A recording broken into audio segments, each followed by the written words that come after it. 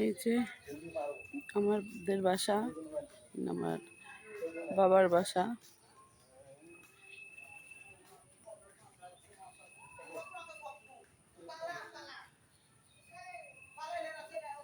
আসসালামু আলাইকুম সবাইকে। সবাই কেমন আছেন? এই যে আমি আমার বাবার বাসায় এসেছি গতকালকে, তাই ভাবছি আপনাদের বাসাটা ঘুরিয়ে দেখায় এবং জায়গাটাকে দেখাই। তাই যে চলুন তাহলে দেখা যাক। এখন আমরা বাগানের মধ্যে যাব। এই যে দেখুন, এখানে একটা আমের গাছ আছে। এটা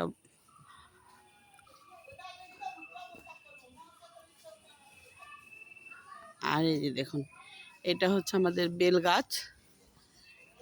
বেলটা কিন্তু খেতে অনেক স্বাদ। এই যে দেখুন, বেল ধরে আছে। এই দেখুন,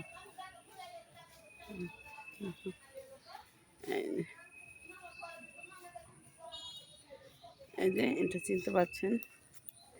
এই দেখুন আতা গাছ। হ্যাঁ, এই যে দেখুন,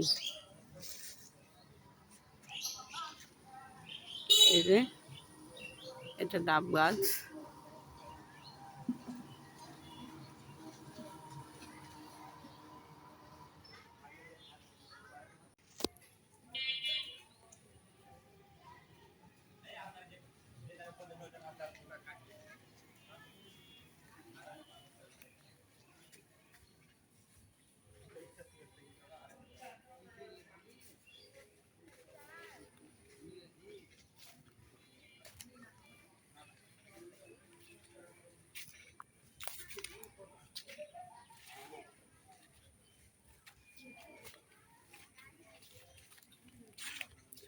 দেখা যাক।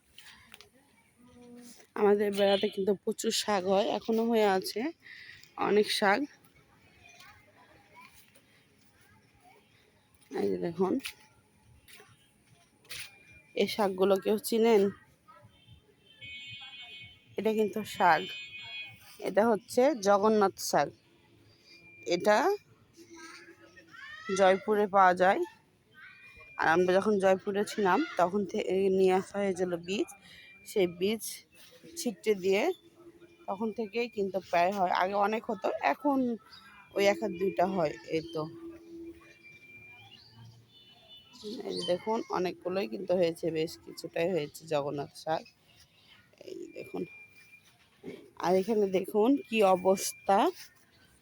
এই যে দেখুন, দেখুন গাছটা মনে হচ্ছে ভেঙে যাবে, দেখছেন? এই যে দেখুন, অনেকগুলো ডাল কাটা হয়েছে, তারপরেও মনে হচ্ছে ভেঙে যাবে। এই যে দেখুন, এই যে আপনারা দেখতে পাবেন। এই যে দেখুন, এই যে এই দেখুন পেয়ারার জন্য। এই দেখুন, আর দেখুন আমি এই যে দেখুন, এই মাথায় কত পেয়ারা। কিন্তু বর্ষার জন্য পেয়ারাগুলো কিন্তু পোকা ধরে গেছে। এই যে দেখুন, এই যে এই যে আমি করলাম, কিন্তু দেখুন এর ভিতরটা। এই যে চলেন,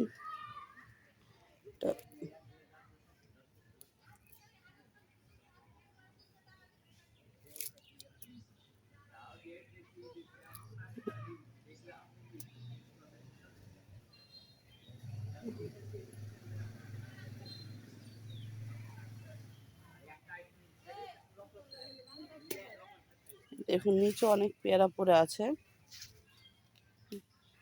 পেয়ারার ঘরে গাছটা কিন্তু ভেঙে যাচ্ছে মনে হচ্ছে না। এই যে দেখুন, এখানেও কিন্তু পেয়ারা অনেকগুলো লাল হয়ে আছে, কিন্তু বর্ষার জন্য পেয়ারাগুলো পোকা হয়, কিন্তু গাছটাতে প্রচুর পেয়ারা ধরে। এই যে দেখুন, এই যে এই যে এই পাশে দেখুন। এই যে আসলে বাসায় মানুষ না থাকলে, আমার আব্বা অসুস্থ দীর্ঘ প্রায় 1.5 বছর ধরে।